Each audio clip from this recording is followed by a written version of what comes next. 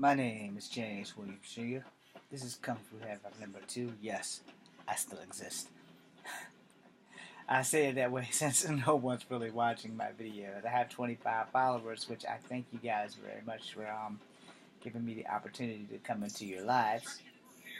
So, as an independent filmmaker, I'm gonna drop a little knowledge. You know, no, I'm not giving up on trying to get into this business because it's what I want to do with the rest of my life. I don't have to be a big star. I just have to open that door. So, since you guys aren't watching my stuff, I guess it really doesn't matter what I say, because career suicide is not like I have a career. So, anyway, I'm gonna make this video, and I'm gonna talk to you guys about, not why my channel's going crazy, but I have some very strong opinions about all the people who don't like Mass Effect Andromeda. I know you guys are tired of hearing me say about this, but it's not like I have a career if I can entertain you with my kung fu skills. Not that you guys are actually watching me anyway. But with Andromeda, and I have to say this because it's a lot of people out here who have just never given the game a full-on heartbeat of a chance. And EA and BioWare. I don't want to come down on you too harshly, but you guys are full of shit. Alright?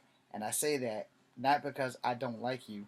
I say that because was so in love with Shepard that they didn't give the writers a chance. And I point out here that I love the writers because if you look at my face, I am a person of multiculturalness. I have a lot of strong Native American features. You all probably think that I'm Mexican or Hawaiian. And that's fine. I get that a lot. So, being able to make my character as Native American as possible, and since Native Americans are Asian and they're the only characters who actually look Asian, that's who I use. So the writers are Asian, and technically, writer can not only be a white name, but it can also be a Native American name, just depending on how you want to do that. Anyway, especially since Native Americans generally just took white names anyway, because that was all we had. My ancestor, Ada Wallace Ford, her birth last name was Ford. I don't know what it was before they changed it, but there it is. So I made my Sarah look Asian, and she will always look Asian because I'm the only one who's ever going to be playing Mass Effect Andromeda for the rest of my life, especially since you guys are promising not to give a shit other than multiplayer content, which you guys get the finger on that one. Like, really, you seriously get the finger on that. How can you give us multiplayer content, but you won't give us DLCs and shit like that? So, as an out-of-work actor and independent filmmaker who could use a job at Mass Effect, because I could definitely be your idea guy so that I could save this game, since I'm the only one campaigning to save this game, maybe BioWare should hear me the hell out. Okay, I'm dreaming. They're never going to hear me out. They're never going to look at this video because, like I said, no one's really watching my shit. Alright? Now, there have been a lot of people making all kinds of money here on YouTube with Patreon and talking about Mass Effect. And these are the people who inspired me to get the game in the first place. And then all of them has just stabbed Andromeda in the back. You guys know who you are. I'm not going to start an internet war because I love the game and you didn't. It wouldn't be fair to you. You are entitled to your opinion. But the simple fact is, because of y'all, I went out and got this game. Because y'all got to play early and everything, and y'all fed us all this stuff. So, why aren't you defending the game? That's my only question to them. Okay, moving on. Now, for BioWare and for everyone else who actually does love the game, hey man, we got to save this game. We need to demand that they give us more, because it took demand, and we got the Leviathan, and we got the Citadel DLC for the third game. What we didn't get from the third game, which is another reason why they get the finger, is the original ending. Leaked or not, they still should have put them in there. We should have got some kind of aftermath to let us know who made it and who didn't. We got like 4 punk ass choices. Oh, I'm gonna dive through this beam. I'm gonna make everybody one generation of people and give life to non-sentient beings. Oh, I'm gonna turn into a Reaper and I'm gonna take all the Reapers away and we're gonna rebuild the endings of all these damn Mass Effect relays that we basically use to destroy everyone in the first place. Oh, I'm gonna hit this red button. I'm gonna kill all my robotic friends that I worked so hard to convince that they were on my side. And the Korean side. Oh, I'm going to do nothing and shoot the ghost child and not know what the hell happens to Shepard or anyone else. And in the end, we're gonna get Liara as a message to everyone else, if anyone even survived, because the Reapers every 50,000 years was destroying people. Yeah, we deserved better then. We deserve better now. So since no one's watching, I can feel free to say what I fucking want to say, because I do love the Mass Effect saga. I do love BioWare and EA, and I am not going to get Anthem because I don't know shit about it. And those same people who supported Mass Effect are doing videos for Anthem right now. So those people aren't going to convince me to go and buy Anthem, because they convinced me to buy this, and I'm the only one in the known universe who likes it. Now, if I hear a lot about Anthem, or if my cousin who has an Xbox gets Anthem and I watch him play it and it's cool, then I'll go pick one up if it comes to the PlayStation 4. If it doesn't, then so fucking be it, and I won't be an Anthem fan.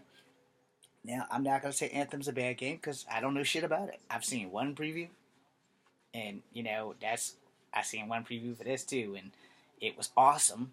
But, previews are always awesome. Just ask people who made movies that, like, the previews show all of the good shit, and then the movie, you go spend your $13.95 and you're like, wow, did I just pay for that? Pure example. I'm probably the only one who's going to say this, because I know I'm never going to work with M. Night Shyamalan. He's never going to give me a job, and though I like his movies, mostly the scary ones, Avatar: The Last Airbender fucking sucked.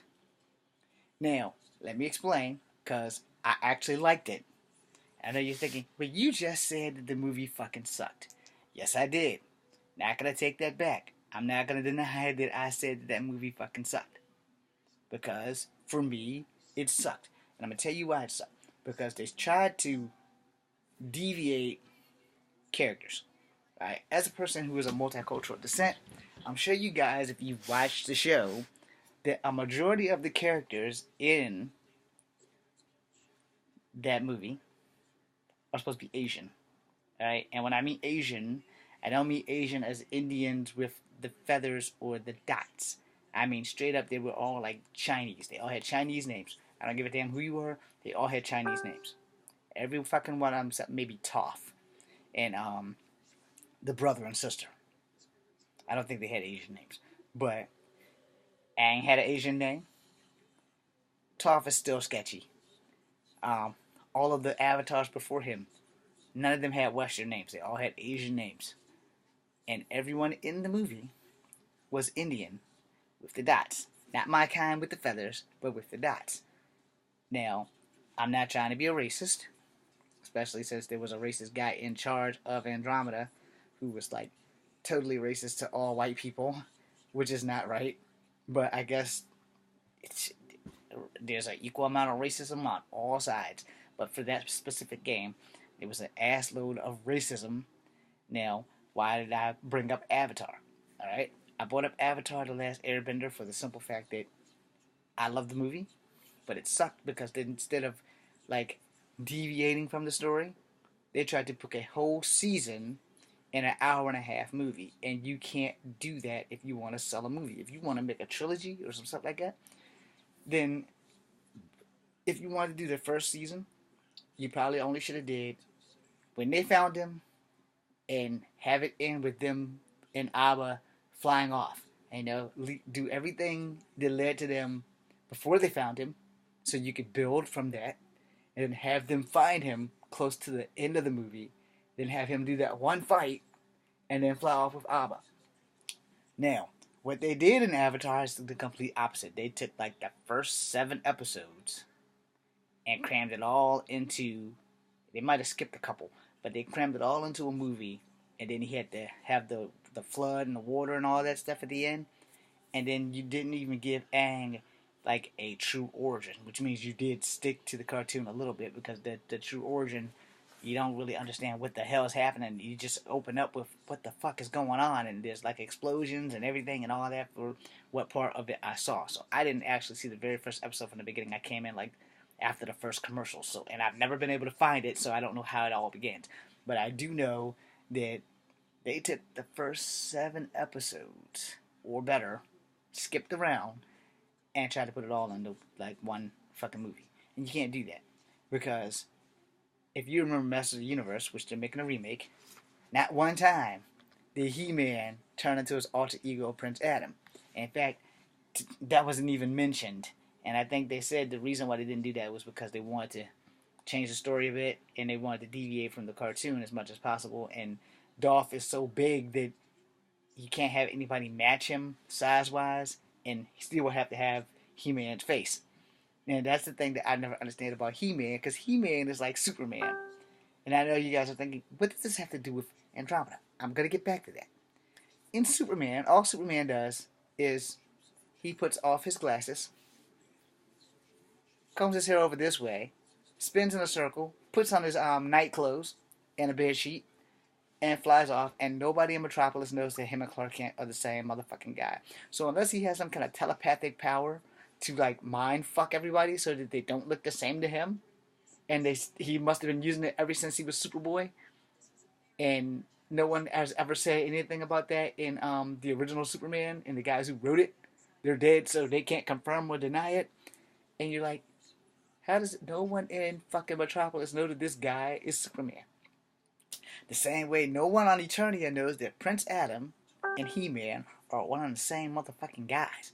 At least with the remake, they made Adam like 14 and made He-Man in his 30s, so that kind of made sense. But in actuality, they probably should have not done that either. They should have just left Adam so him and Teela could be in the same age group. At least make Adam and Teela the same age, because they had a sexual tension back when the cartoon was on. You know, because somehow or another, he's related to the sorceress in the remake with J.D. Roth or whatever. And I'm like, how the fuck did this happen? But somehow the original He-Man was his dad's dad. Because if you guys didn't watch the original cartoon, He-Man's mom was from Earth. Somewhere deep in the future, she was from Earth. She crash landed on Eternia. She had the twins, He-Man and She-Ra.